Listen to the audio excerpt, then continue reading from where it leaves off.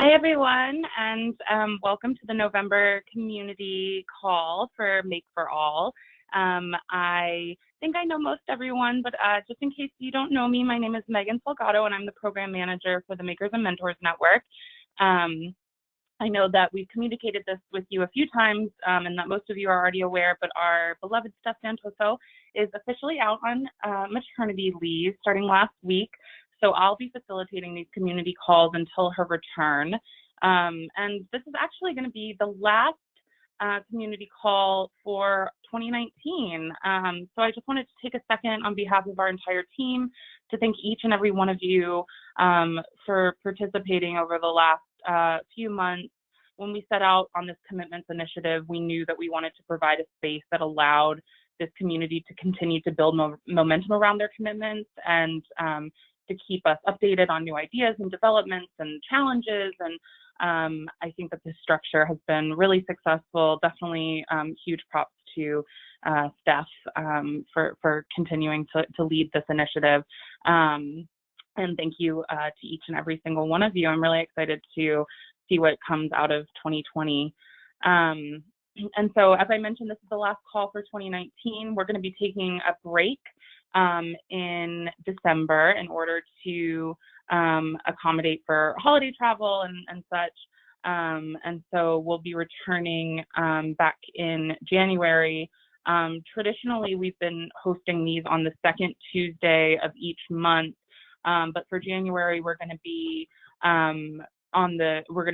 doing it on the third Tuesday, so that's January 14th. Just again to accommodate for people kind of getting back into the office and catching up on email and stuff. I think that just makes the most sense. But then beyond January, we'll go back to the traditional third Tuesday of the month structure, or excuse me, second Tuesday of the month. Sorry about that. So yeah, I think without further ado, I'm really excited for this call. We've got some really great presenters today. And first up, we're going to be hearing from Jason Martin, who is the founder and executive director of the Steam Truck. So Jason, I'm going to kick it off over to you.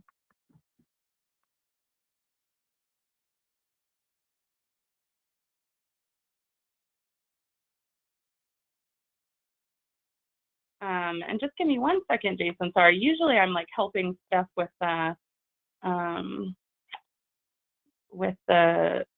tech stuff, so I usually don't have both the facilitator hat and the tech hat on. So apologies in advance if there's a couple of seconds delay here. But Jason, I think you are the presenter. I can see your screen.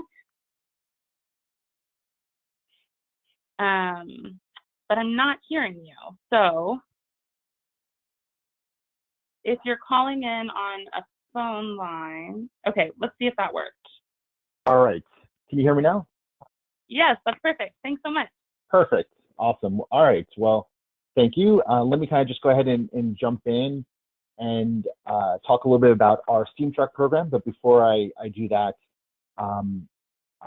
a little bit of clarification. The actual name of the nonprofit is called Community Guilds, which launches a high school apprenticeship program, which can work with high school kids, but the idea of what can we do with elementary middle school kids, the idea of a mobile makerspace came to mind, and that's how we launched. And 5 years later, most know us as Steam Truck versus Community Guilds, and definitely during this call, I'll talk about our Steam Truck programming, but just to kind of lay the sort of foundation, the name of the organization is actually Community Guilds.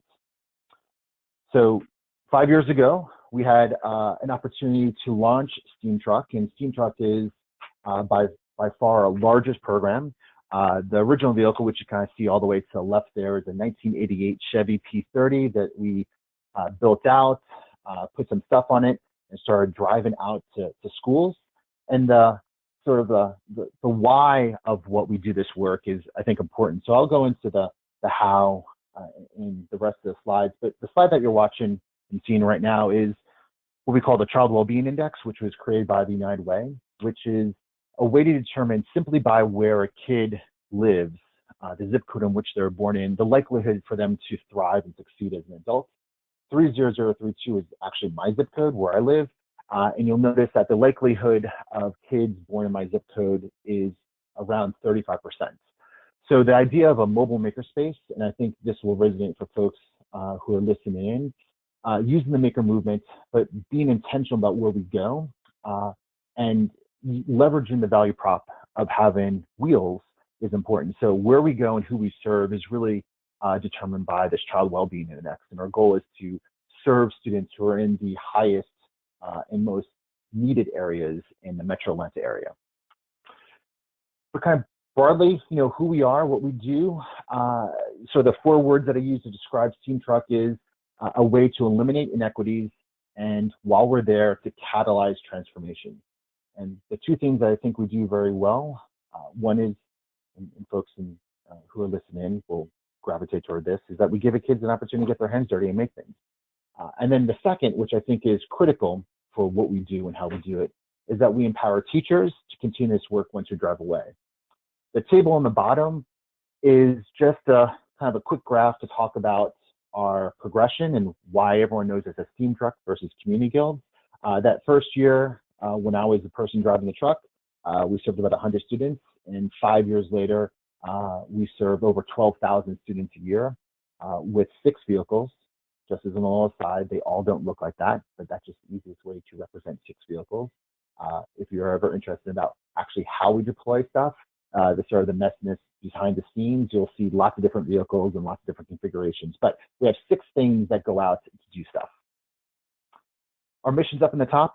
I think the thing that is sort of important is that we do use the maker movement, this experiential approach, because I think it brings together youth and adults in unique ways, and that process, when they're together, a lot of fantastic things happen.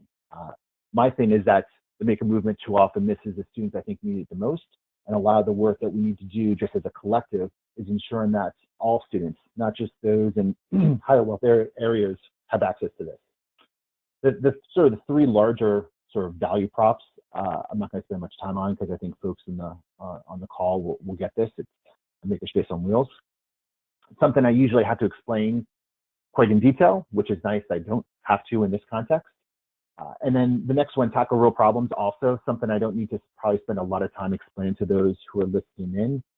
But the third thing I think is important. And there's different ways that we're doing this, and definitely I see some changes in the future. But the idea of tapping into a broader community, I mean, real world experts, scientists and engineers and local artists, I think there's a real challenge, a real barrier to get into public schools. And I think, public schools just aren't designed to harness community expertise. The idea of this mobile makerspace as being an entry point is one I think is probably one of the most valuable, and the one I think, agnostic of the builds and the things that kids are doing and the technology, whether it's high tech or low tech, the idea that kids are having conversations with community experts while doing things together, I think is probably during the traditional school day, is probably the most powerful. I want to spend just a second to talk about what we do when we're there, when we're talking about Steam Truck. We have 3 different programs. We have engagement programming, which is really anything less than 5 days. We do a bulk of programs that are 1 day called Spark Days. And I think across the nation, mobile makerspaces, this is by far the most common type of engagement for mobile makerspaces. They basically go out for a day, the kids come out, they do stuff, and the vehicle drives away. But that's actually not how we launched. We launched as an impact program, and where our program is 20 days long. We go off to sites and we do a program for 20 days. And that, I think, is definitely harder. There's definitely more logistics, but the impact, I think, is greater.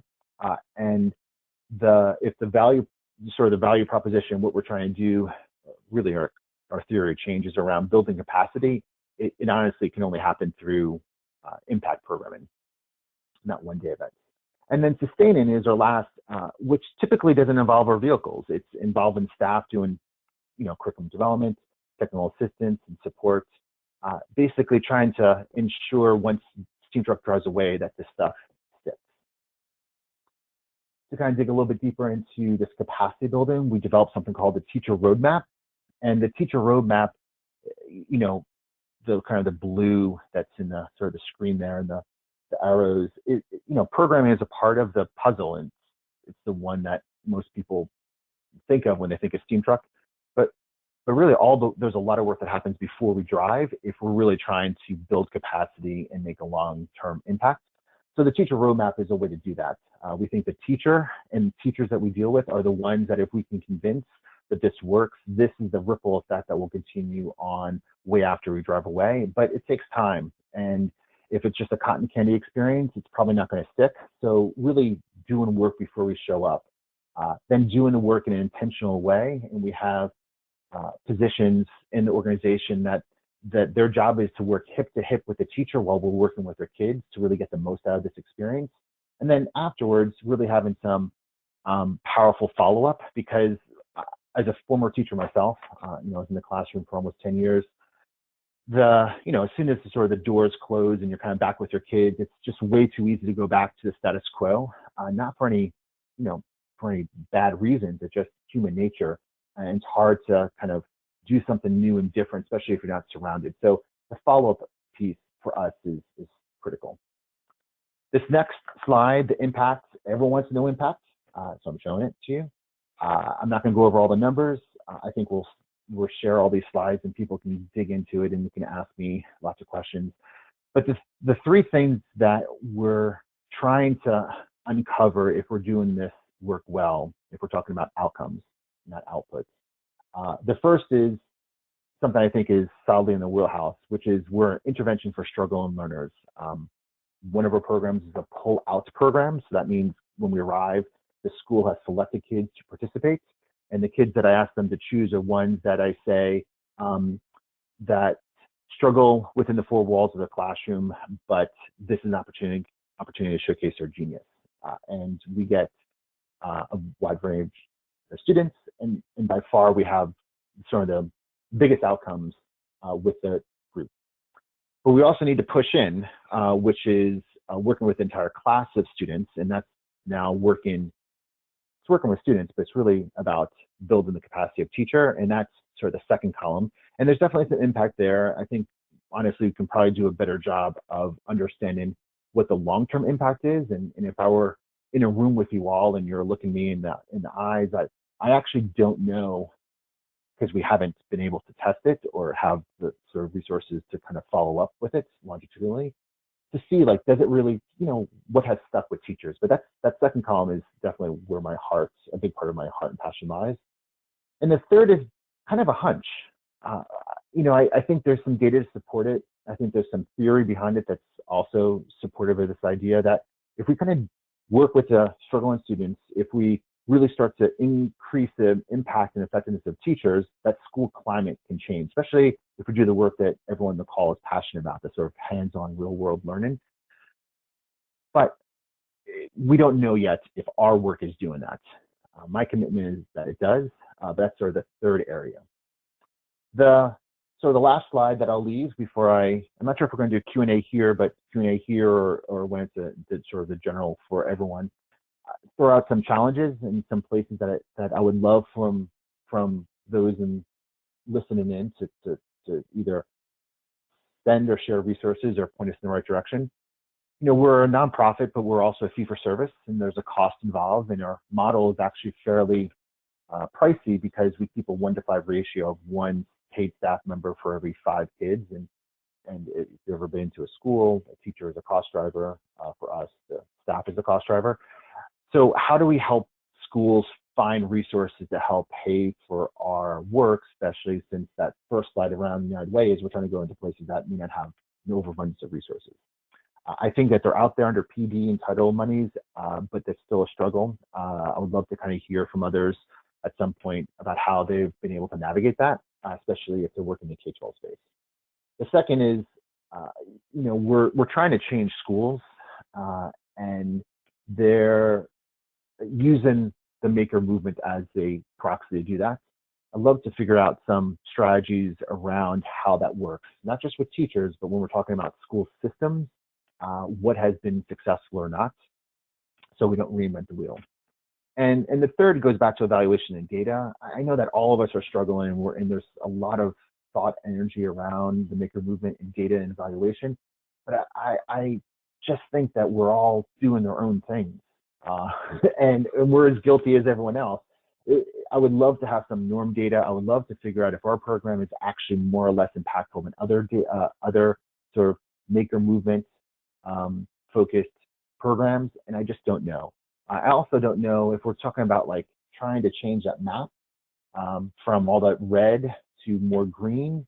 You know, what are some really great leading indicators to know that we're actually doing something different, not just providing amazing programming day of. So with all that, I'll stop so we can spend more time on Q&A and let my other peers talk. But that last slide is my contact. It's simple. It's jason@steamtruck.org. Love to start a conversation. If not now, then shoot me an email and we can get connected. And with that, I will stop talking and turn it over. Thank you so much, Jason. Those were really great questions, and apologies for not addressing that at the top of the call. We will be doing Q&A at the end, so we'll hold off on those until that section comes up. We'll hear from everyone first and then open it up. But I definitely jotted those down so that we can come back to them.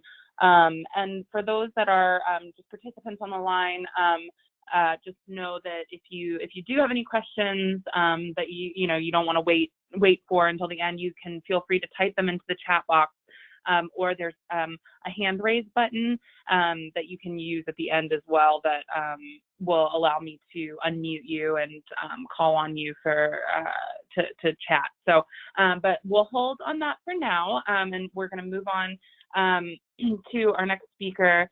This is Christine Wynn, who is with the Boys and Girls Club of Western Pennsylvania. So Christine, I am going to kick it over to you.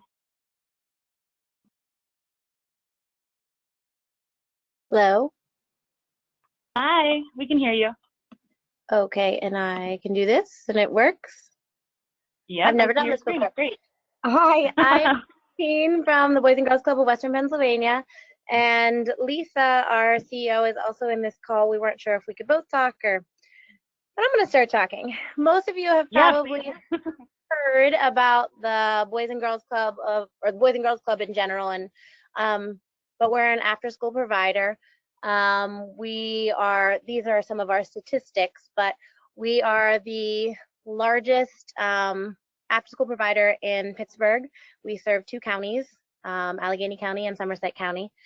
And we're a safe place for kids. So all of these other things, we're a place where kids come and feel safe, get homework help, have quality programming. So whether they're doing stuff in athletics or recently in STEM, which I'm going to get into in a moment, but we have free dinner, free snack, and mentorship. A lot of our kiddos come from places where they may not have mentors or people that are consistent in their lives all the time. So when they're coming into our buildings, they're finding faces that are friendly and that they know. And I've worked in out-of-school time programming for a little over 10 years now. And for me, it's knowing these kids. It's a little different than just formal education, because I know some of these kids that I've had since 3rd or 4th grade that I've watched graduate, and now they are in jobs or in colleges, and they're reaching out to me asking other questions about different things. So it's creating that lifeline for them that some of them may not have in other places. And from our statistics, you can see we serve a lot of kids that might not otherwise be served in these manners. So recently, I started with the Western Pennsylvania Boys and Girls Club in April of 2018. And I was brought on to start creating more formalized STEM programming. I've been doing robotics and STEM programming for my entire out-of-school time career. And I still have families here at the Western Pennsylvania, well, not as much anymore. I've been here for about 1.5 years.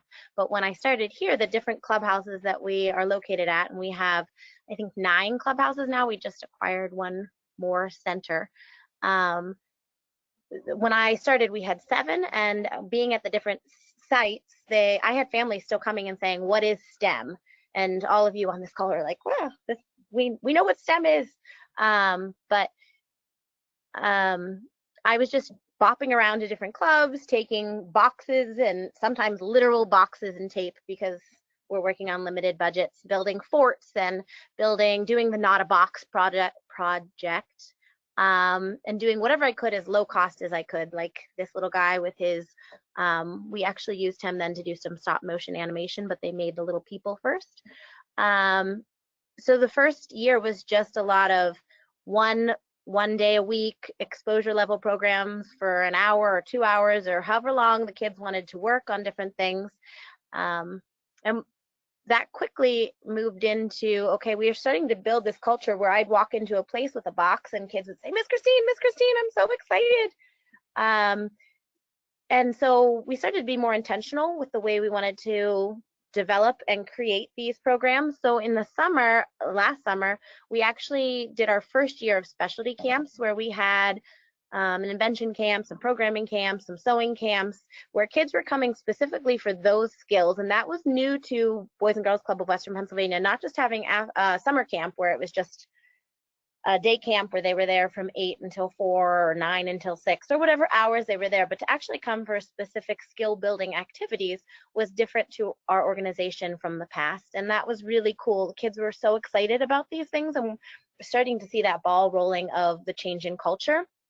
We also, all of the day camps, we made sure that all of our kids were exposed, because one of the things that I'm also a parent and a foster parent, so I have kids coming through my house all the time. But one of the things that I find is that some kids will say, hey, or some of our students will say, we love this stuff, and other kids say, I'm not ready for this stuff, or I can't do this stuff. So we intentionally made the decision that in our day camp, every child would do STEM at least 3 days a week for at least an hour. And most camps were doing it 5 days a week for an hour, depending on which camp we were in. At least every kid had to do it a couple days a week. And that allowed us to really work with all of the kids under our umbrella. And we get something like 7,000 kids that come through our day camp throughout the summer. So that's a really cool factor, that we get to see so many kids and that we have kids from all these different neighborhoods and they get to be exposed to these bits and pieces of STEM. So then in the fall, that story continues, and we started to think, okay, I can't bop to all 7 clubs. We started to really think about, we needed more STEAM coordinators. So as our ball has been rolling, we've been hiring people at different sites to be these STEAM coordinators. And for our organization for this year, I started to think, okay, what is STEM? STEM is so overused in some ways, but what is STEM to us, and what do we want our lessons to do? So for me and for our organization, for at least this year, for us, STEM meant to spark curiosity, to teach empowered learning, to establish vocabulary and procedures, and to meet learners where they are. And that last one, so most of you, yes, I'm sure that you do you want to spark curiosity. And the difference for me between curiosity and empowered learning is, curiosity is I want to know something and the teacher's going to tell me, or someone's going to tell me. Empowered learning is I want to know something, and then I want to figure out the steps to how do I get there? How do I learn about this? And I'm passionate enough that I want to go and figure those steps out. Vocabulary and procedures to me means that we're able to communicate, and we're able to talk about how we're doing these things. And for us, the most important one is that that meet learners where they are, because many of our learners come from various backgrounds. We even have non-English speaking students at multiple of our sites. So being able to be in a place where anybody can walk into a room is super important in our maker spaces. And as we develop what these maker spaces are, that students can walk into a room and not feel intimidated, that there's a low barrier to entry activity happening, while also an activity that may be pushing learners' skills, what is super important to me in the place that we are right now. And then this fall, one of the things that one of our club directors said as we were opening these maker spaces, it was also very important to me that these maker spaces be open to whomever happened to be hanging out. And the kids during our after school program come in, there's structure, they get to go to the gym, they get to go to have dinner, have homework help, and they may move with their age groups. For me, the makerspaces needed to be open for everyone at any time, and that's what we've kind of been pushing towards. And one of our clubhouse directors, one of the gym teachers, I guess we'll call him, he was running a dodgeball game for the younger kids, and he came in and he said, nobody wants to play dodgeball, they all went to the makerspace. And the club director said, well, the kids vote with their feet, you better find something more fun to do in the gym. So that we went from what is STEM, we just want to play video games, don't make us do this, to a whole classroom full of 30 second graders, because all the second graders left the dodgeball game or the kickball game to go play in the makerspace. And we're really starting to watch that ball roll in all of our clubhouses, and that's such so inspiring to watch the kids really say, what can I do next? What's the next thing? So with that said, we this summer got a grant to work with a set of teens to start talking about artificial intelligence. In Pittsburgh, which is where we are, there are multiple companies dealing with artificial intelligence right now. We are at this hub of Argo and Uber and Google, and all these places are they all come to when I walk out and talk to all these professionals, they say, we can't even find people to work for us. Well, as we prepare our kids for the future, doing whatever it takes to get them into a place that they are successful, we want our kids to be at the forefront of, hey, we can go out and we can be these AI scientists, we can be these programmers. So over the summer, we did a 3-week intensive course where we had 40 students participate. They did field trips, they did hands-on experiments, they were programming JetBots. We did an activity where they were the neural network doing recurrent neural networks. We worked with the Robotics Academy to develop what were the knowledge, skills, and attitudes that these kids have to have, these students have to have as they learn about artificial intelligence. And then they finished their 3-week participation in this high intensity camp, preparing what is AI going to do in my future, or how is AI going to impact our future?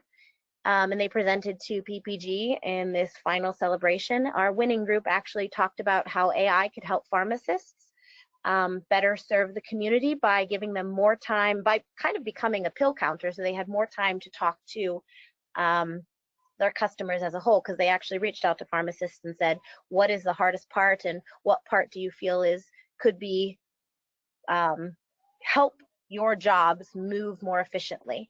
And so each of the groups did something. We had people do stuff on rocket ships. They kind of got to use human-centered design to pick what they thought was most important or relevant in their community, and then they reached out to professionals.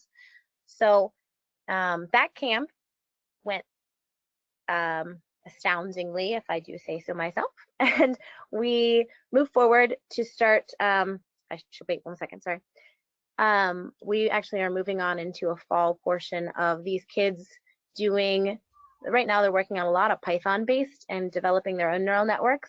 In January, they'll start a new public project with the PPG to develop something that will actually sit in PPG's stores. So we're pretty excited about it, but I'm still I'm not allowed to tell until we work out all the final details. So stay tuned.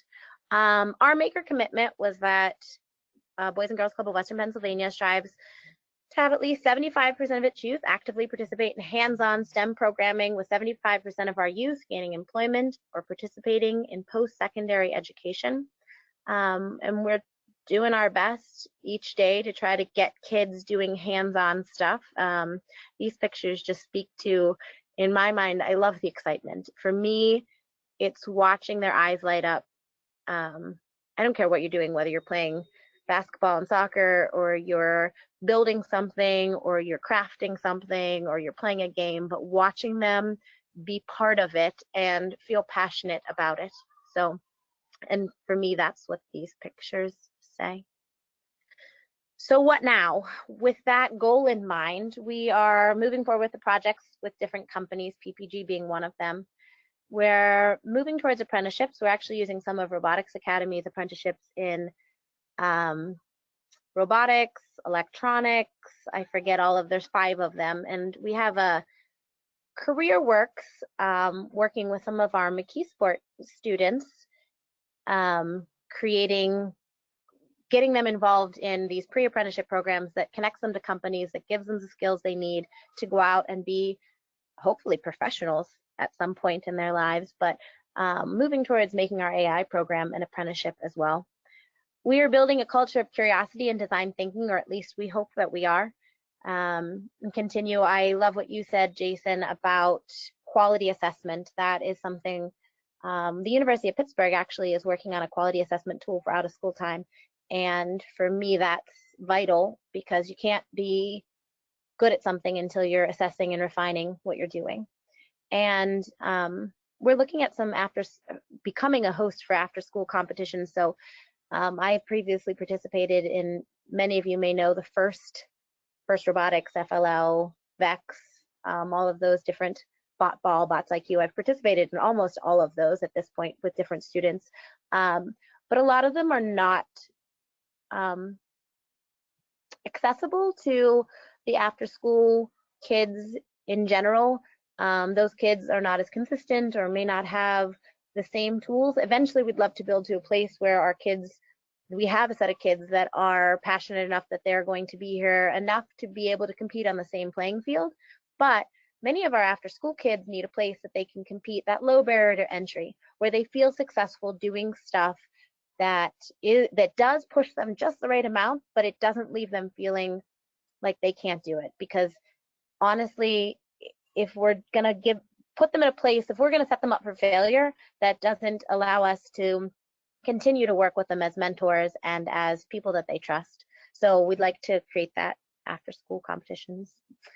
And lastly, where can we help, and do we need help? Well, we are hoping to continue to work with University of Pittsburgh and the Robotics Academy as we assess and figure out what are quality programs, and then help other after school educators create those quality programs. How do you go from, literally was working with 0 budget, boxes and tape. How do you go from there to having a quality program? Because that's, I think, a lot of people that serve the communities that we serve end up in the same places that we do. And then looking the different maker commitments up and listening to all the different calls. You guys give us inspiration, and it's really cool to watch all the work that everyone's doing across the nation. Because again, like to echo what Jason said, I think a lot of us we feel the same. We know this is important, and we're trekking away, maybe all doing similar things. So it's neat to watch what other people are doing and try to figure out how can we utilize what other people are doing as well. So that is it for me. Thank you. That's great, Christine. Thank you so much. I love that kids move with their feet quote too. So that was really great. Awesome. So we're going to move on now to our next presenter, Joel Gordon. Joel is the director of, I think it's Tinkering and Making at the Amazium. And so, Joel, I am going to switch it over to you.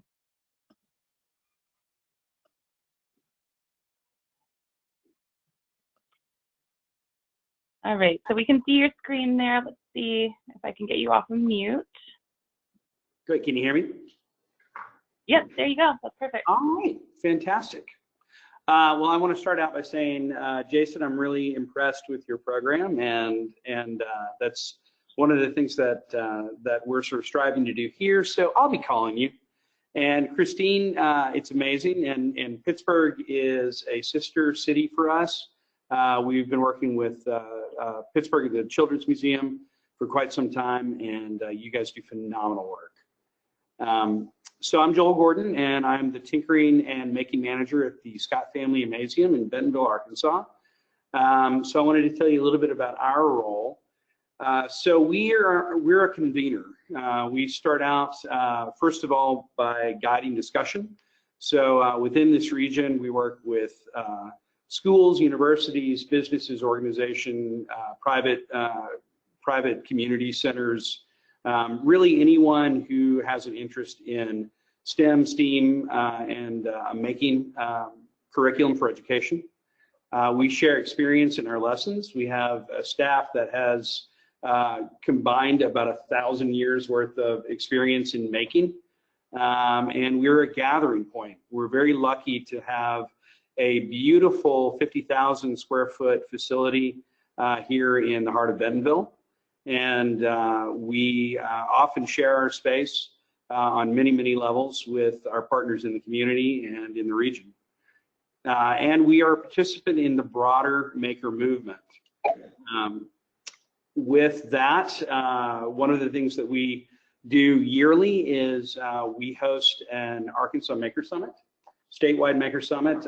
This year, we have some really fantastic guests here coming, and I just got off the phone a little while ago with Dale Doherty, and he's committed to sharing his experiences with us this year, and we're very excited about that. I'm also a delegate for the Nation of Makers and a member of the original alum. In fact, Stephanie Santoso, who couldn't be with us today, because she's busy doing really important things right now, was the person who recruited me to be part of that committee in the very beginning. Our three-legged stool, or what we like to call our three-legged stool here at the Amazeum, is activity design, facilitation, and environment. So on activity design, we have a focus that's deep in tinkering. And for us, tinkering means open-ended exploration of tools and materials, and it is heavy in process over project. So it's really about exploring, learning, discovering. We serve kids as young as pre-K, and we go up to 12th grade. And really above, we're in partnership with the University of Arkansas right now in their engineering and architectural department. I teach a workshop for their entrepreneurial wing of the university. So we're constantly working on expanding our own programs and sharing with our community partners to help them expand their programs. In facilitation, we're particularly interested in professional development. So we're again very lucky to have an experienced team of facilitators here at the museum, and we want to share that knowledge and create that broader community. So we focus most of our energy on professional development outside of our facility. So we're working with an incredibly large number of schools currently within our own city, just the city of Bentonville. We have, at last count, 8 school makerspaces within the city, and we have several, of course, outside of the city and in this region. And I'll get to that a little bit further along as we talk. And as far as environment, it's one thing to teach people to do the activities. It's another thing to help people learn how to maintain a facility and grow their own facility, develop knowledge of the tools, help them attain the tools, the equipment, the materials that they need to actually grow their programs. So environment is very important to us. Before I came here to work at the Scott Family Amazeum, I was the co-founder and executive director of the Arkansas Regional Innovation Hub. We were the first makerspace in Arkansas. It's a 23,000 square foot facility, now under the auspices of Winrock International. We, within the museum, have the 3M Tinkering Hub. So our Tinkering Hub is really a makerspace for kids. We are open daily. Today is our one day off a week, so this is perfect timing for us. But we work with just over 250,000 individuals each year who come through our facility. Anything from, again, pre-K up to 12th grade kids and adults. And our Tinkering Hub stays incredibly busy. So we really hold it up as an example of what we do here at the museum and what anyone can do within their own facility. And we invite people constantly to come and share with us and observe and ask questions, and we're always open to that. Two of the schools just within walking distance of our facility are Old High Middle School and Washington Junior High. I'm featuring Old High and Washington as examples for a couple of reasons. Old High, particularly, we have a really deep relationship with. Leslie Lyons, who's the principal of Old High, is a remarkable principal who has really absolutely taken to heart the maker movement. She was kind enough to actually accompany us on a trip to San Francisco early last year, and she got her first chance to visit Maker Faire for the very first time, and became remarkably inspired. They have a burgeoning makerspace, and that philosophy is threading through every classroom and every subject in the school. It's absolutely incredible. It is also where my youngest daughter went to elementary school. Washington Junior High is right down the street. Carrie Baker Beach is the teacher in the makerspace at Washington Junior High. She is a remarkably passionate teacher in making, and she is one of the alum of our own Make Squad here at the museum, and she has spread that philosophy throughout her school, and both of these schools are incredible examples of what we're trying to build in our community and beyond with our Making Spaces outreach program. So we are Northwest Arkansas, and if you look at this image of Arkansas, it doesn't seem very big. We're in this very, very far-reaching corner. My home is only about a mile from Missouri, so we're really way up there in that far corner. So if you look at the red, it doesn't seem too imposing. But if we look at it in terms of counties, we have several counties in this region that we serve. We're in Benton County, and Benton County is really lucky. Bentonville is the home of Walmart, and it is a very affluent region. And we're of course very lucky to have that. But if you take a look at just a couple of counties over, you see Newton County. Newton County is one of the poorest counties in the region, and that's in the state of Arkansas. I originally did a lot of my work in the Delta region, which is arguably the poorest region in the nation. So there is a huge disparate space between Bentonville and the surrounding counties.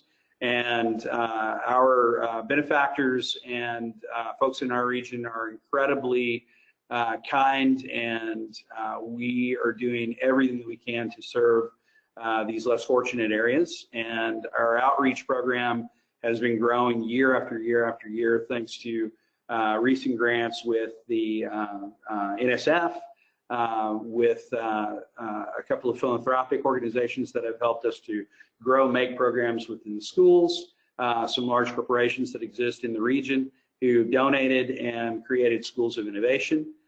So we are constantly serving our neighbors in this region, and we have grown our outreach in just the last 4 years to serve hundreds of thousands of individuals across this corner of the state. With that in mind, our next big endeavor and where we want to expand is into the realm of mobile makerspace. As the executive director of the Arkansas Regional Innovation Hub, I designed and established a mobile makerspace for Central Arkansas and for the Delta region, and the Innovation Hub is doing an incredible job there. We need the same thing up here. Most of our most of the people that we serve are unable to reach us at our facility, so we need to bring our facility to them. So we're establishing a mobile makerspace, and we're in the process of beginning to design what that process will look like. what we need to focus on and how we need to serve our communities. But our mission, more than anything, is to empower the schools to grow their own facilities and their own missions, and for us to support that. So our vision for a mobile makerspace is a little different from what you would see, in that what we're focused on is creating a mobile space that will actually spend time at a school. So we want to use them to be a catalyst for the schools developing and the communities developing their own makerspaces. So our goal is to create a mobile space that can be used as a training base, and then left for a period of time at a facility that can actually use it to do improvements on their own facility, to help them to build their own spaces and to enhance their own spaces. So right now our goal is to see it potentially remain in an area as long as 2 months, so that they can use all the equipment within the mobile space to build and facilitate their own space. With that, I wanted to be short and sweet so we can have time for Q&A. Awesome. Thanks, Joel. I am excited to switch gears a little bit. We have one last presenter. We usually reserve this space for folks that are in either the funding or research side of maker-centered learning. And so today I'm really excited to present Kylie Pepler, who is the Associate Professor for Informatics and Education at the University of California, Irvine, and also the Director of the Creativity Lab. So Kylie, I think that it should be on you now. Wonderful. Can you hear me? Yep. Okay, great. Hold on just a second. No worries. Well, my name is Dr. Kylie Pepler. I'm situated here at UC Irvine, I have just recently moved here from Indiana University, so I know quite a few of you. I also have been working with Joel on a recent project where we've been looking at some of the maker spaces and some of the museum settings, along with the New York Hall of Science and the tech as well, to kind of create new engineering exhibits that engage both narrative and empathy. And so that's been a fun project. Just a second here, I'm trying to figure out how to, I'm going to stop sharing screen, and then I'm going to try to just do my main screen here, and then maybe I can.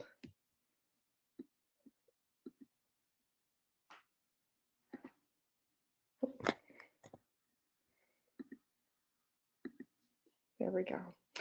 So I wanted to chat with you about a little bit of the research that we're doing, and today I wanted to kind of go deeper into our tools, materials, and makerspaces. You know, we've been studying making. You know, I was on the original Scratch team on the design and development, went and took a lot of that computational understanding off the screen and worked with Leah Buckley and others on e-textiles and studying what people learn in that portion.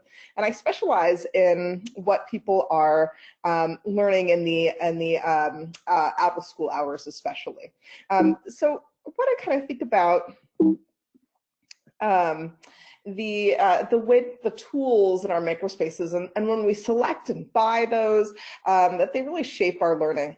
And we can see this oftentimes, you know, as we kind of start to create things for children, you know, the building blocks leading to later spatial visualization development, or playing Chutes and Ladders has a lot of impact on number sense in young children. And so we kind of know this, especially in your early childhood. And unfortunately, in schools especially, we kind of forget this, you know, kind of starting probably right after second grade or so. And so we don't have a lot of ways we do hands-on kinds of activities. Maybe we bring that a little bit back in our science labs. But this is definitely a space where maker spaces have been interested. This a long history of things here. I'm not going to dive into it too deeply. This kind of arcs back to Froebel's gifts, how, you know, he got us to kind of think about the first and how important all of this play can be. And it's not just about these blocks, is that these blocks have real impact on sort of the career trajectories, all the things that we've been talking about here today. And so you can see here, several architects like Frank Gehry and Frank Lloyd Wright and others talk about how their early childhood experiences with those foibles gifts later led to their sensibilities around architecture and thinking about building and designing. And so there is going to be a long impact of the kind of work that you're doing with the youth in your maker spaces. But as we start to choose these tools and materials, we have to kind of think about which one should we pick. And oftentimes we pick things that look like somebody's a success, right? Playing with my iPhone, does that make me better at creating apps? Does it tell me how the hardware inside works? And the answer to that is no, right? It's specifically designed with sort of this design principle of invisibility, is that the gestures and action are just supposed to be an extension of what we normally do. But in makerspaces, we want to kind of try to find the hard thing so that we engage kids in the real thinking. And so you might already have some ideas of tools and materials that are related to this. Hopefully you can see the video showing here. But this is just a classic toolkit where you have a wheel, and I want to use this as an example, is that a lot of times, and Lego engineers are no exception, but these wheels here are perfectly engineered to get that center of rotation, that smooth forward movement. And a lot of folks like Mitchell Resnick and others, they'll actually pull out the wheels, from the kits, because the kits only design cars with them, right? It kind of limits our creativity. And so this kit, this is with some colleagues of mine at Purdue University. We kind of swapped out sort of the typical axis here with just Velcro, for example. And you start to see this movement that's actually quite cool. That allow for a lot of advanced engineering, so that the kids have to discover the center of rotation. It's not a given. And so as you kind of think about a lot of these tools and a lot of what you're doing in makerspaces, you're trying to move away from the things that have been really nicely engineered to really kind of finding the right tools and materials to allow the kids to do the engineering and the discovery there. Just for time's sake, I'm just going to take us, we're starting to look at a range of new toolkits. A lot of these I'm sure you have in your environment. This is just an example of us looking at squishy circuits here, of e-textiles, and of Little-Bits. And so as we have new designers, all of these are women designers that have kind of started to bring new toolkits to us in this space. We're starting to look at, well, what's the possibilities here? How is this changing learning and participation? And, kind of listening to all of you today, it was interesting how much you're saying, how much the kids are starting to shift the kinds of play that they're doing in your space, who's playing, dedication to these kinds of things, and to exploring. But are these things, are these actually really high quality ways of learning? Do these tools support that? And so that's been sort of one of the underarching questions that we've been exploring. And I think it's important to say that a lot of the things that you're teaching, they haven't been taught well traditionally in schools, right? And so we know, like from undergraduate majors in engineering or physics, for example, that they really don't understand just basic circuitry, all of the rest of the robotics and the really rich work that you have there. And so that's been a persistent problem. These are kind of the big ideas of circuitry that you might have engaged in, like current flow, polarity, connections, that current has to go in a circle, that has a direction from high to low that it goes, and that these things have to have solid connections. And that's what's been difficult. So we looked, at these 5 toolkits here. The Hand to Mind is one that's actually used in the Pittsburgh region schools. We work a lot with the South Fayette schools and others, and is also used pretty widely across the US. The squishy circuits, Little-Bits, e-textiles, and snap circuits, which are popular. And we did kind of just randomly assign kids to one of 5 groups, and we just immediately, we pre-tested right before a 90-minute intervention where they got to create with these and create, kind of crafty kinds of things, and then we post-tested them. And so, so those of you looking for assessment measures, these are part of what, we've started to adapt and try to create tools for you that are kind of playful approaches to testing and evaluation that work in the out of school hours, because you don't want out of school context to look like in school context. So we're happy to share those, and we've got some other observational measures too that you could have there. But the short end of the story is that all of these new toolkits actually led to learning, except for the one that we traditionally use in schools. And so no wonder we've not been able to have this kind of robust understanding. Maybe many of you are still kind of fuzzy about your understanding of circuits, but these new toolkits are starting to really change that. And so, so it's exciting to kind of hear what you're doing, exciting to kind of know, that what you're doing kind of will lead to those learning outcomes. So I want to give you just kind of a take-home thing of what you're looking for in those new tools and materials. Look for this issue of transparency. Sewing a circuit, for example, kind of how your hand will move along the circuit, all of that exposed circuitry and that wiring. You don't want that in your home for sure, but you definitely want that as you're learning, so that those tools and materials, whether you're painting a circuit or sewing a circuit or using squishy circuits, they kind of expose what can short and what could go wrong within a circuit, so that you have a chance to learn, as opposed to some of the wiring and things like that. Other examples of that transparency of how the tool works is just having like a place where you can actually see the batteries inside. A lot of times kids don't even know that they're in there because they're in sort of an opaque box and so forth. So look for tools that make that learning transparent, that really ask the kids to build it and engage in it themselves. All right, and we've got a whole set of tools for you if you're interested in getting started with any of these things. This is through MIT Press, and so there's a whole range of things that have been developed with the Institute of Play and otherwise. These are hardback volumes with lots of design challenges within them, ranging from e-textiles and e-puppets and digital storytelling and game design. If you're looking for anything, you can look there. All right, thank you.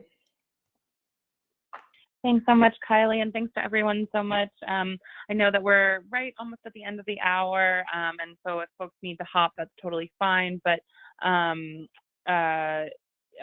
would love to just take a couple minutes to see if anybody has any burning questions or last minute thoughts before we hop again. You can either type it into the question box, or if you've got a hand raise button, I can unmute you. And if we don't, since we didn't have a lot of time for questions, we'll definitely continue this conversation offline, and I'll be able to share people's contact information and hopefully slide decks and things like that in the next day or so as a follow-up. So I'll give 1 minute to see if we've got any urgent folks that want to share anything.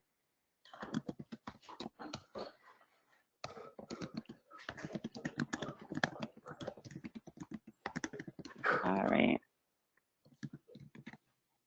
Well, from our end, I do just want to say, oh, hold on 1 second. There is, Kylie actually asked, oh, there's a couple now. What kind of measures would be useful for folks? So I think that's a really great question. If anybody wants to put their hand up really quickly, I can totally call on someone. Otherwise, I can also make sure that we get this call and the or this question asked in the follow-up email.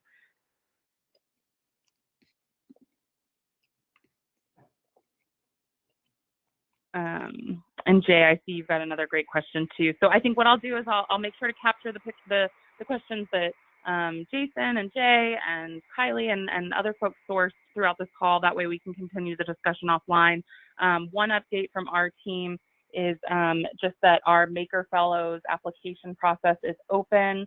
The Maker Fellows program is it aims to connect community colleges and makers to middle school and high school youth in their communities, K-12 through 12 schools and out-of-school organizations. And so we're planning on training and placing fellows within those select communities to build capacity and position those fellows as a key component to career and technical education in the 21st century.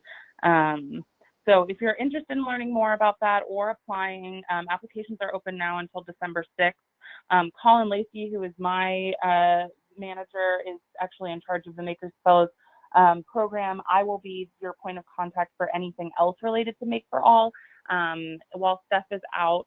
And like I said, we will do some follow-up email with the webinar recording and all of these great questions, and we'll definitely keep the conversation alive. So thank you again to everyone that was a presenter, and to all of you that were listening in, and for your great questions. And thank you also for a great end to 2019 for these community calls. So we'll see you again in January, and look out for more emails from me soon with some follow-up. All right, thanks everyone.